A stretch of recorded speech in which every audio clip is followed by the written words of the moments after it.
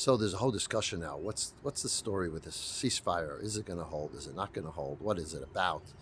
Um, is this a good thing? It's not a good thing. Shouldn't we have finished the job? As a matter of fact, on the day that the ceasefire was announced, the seventh day of Pesach, we read in the Haftorah where King David says, I will pursue my enemies and destroy them, and I will not return until I eradicate them. Because we know that if you have enemies and you don't win the war, you just degrade them, they're just going to come back with a vengeance, maybe 5 years or 10 years or whenever it is. They're coming back unless you totally get rid of them. So it doesn't make sense to stop in the middle.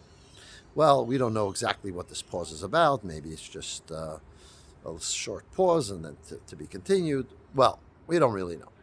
But how are we meant to see this whole situation going forward in our lives? What's the significance of it? And I think there's a fascinating perspective we can learn from it.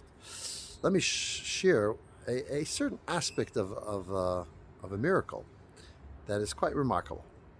Think of it like this. Last week, everyone was focusing on the 2 American pilots that were shot down in enemy territory in Iran that were then found and saved in a remarkable recovery, showing incredible commitment to your fellow soldiers, not that America does not let anyone behind, and the incredible resourcefulness both of the pilot and the American Army.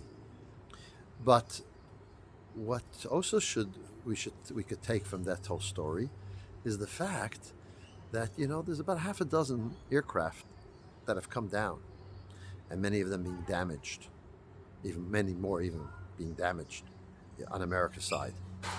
Israel has been fighting alongside America.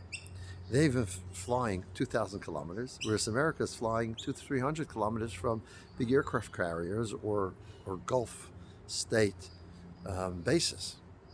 Yet, Israel hasn't lost one plane. Isn't that remarkable?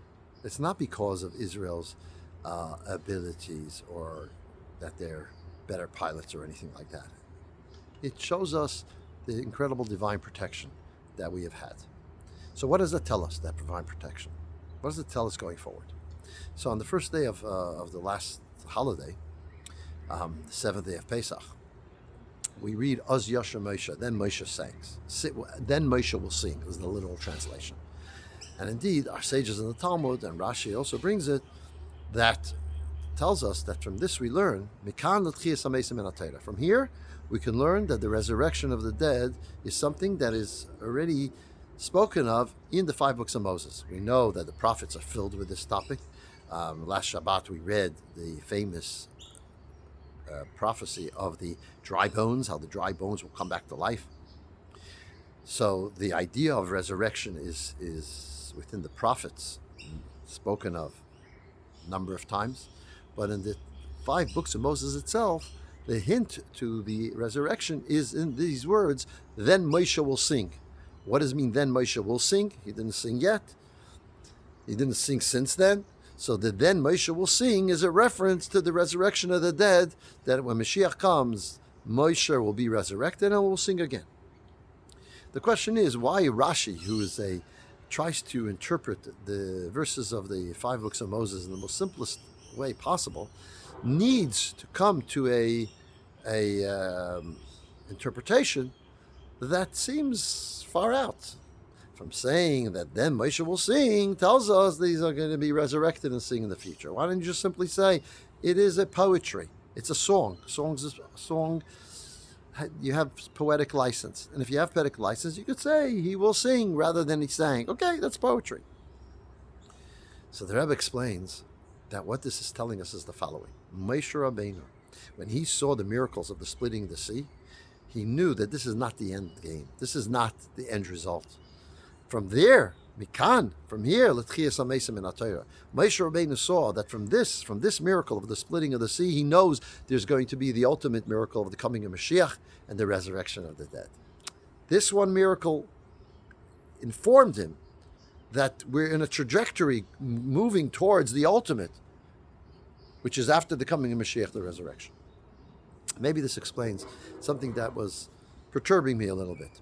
You see, there's a little booklet that the Rebbe wrote, the first book that the Rebbe wrote, called Hayom Yom. Hayom Yom is daily entries in a diary. Every day has another entry. Short paragraphs, sometimes even a sentence. And in today's entry, which is the day after Pesach, the Rebbe says that how do you go from Pesach, which is like a cocoon and an island in time, where you're in a state of upliftment, you're in a state of dilug, which means you pass over, you jump over all kinds of negative experiences, and you have Leil Shimurim, God's protection from the highest of levels. And then we come into normal life, regular daily life. How do you go into regular daily life without falling?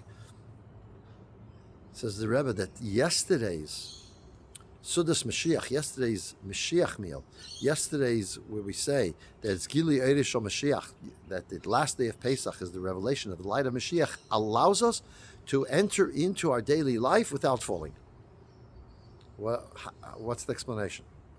What does that mean? Why would you talk about the revelation of the light of Mashiach, which is on the last day of Pesach, on the day after the last day of Pesach?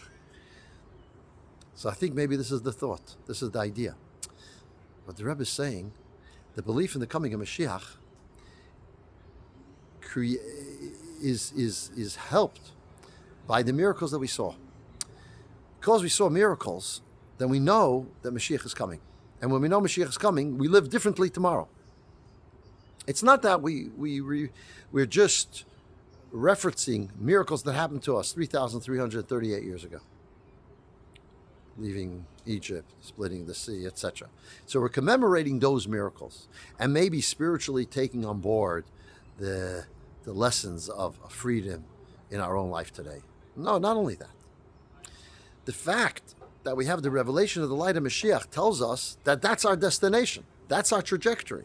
As such, we don't leave Pesach behind. We take Pesach with us because those miracles inform us about our future.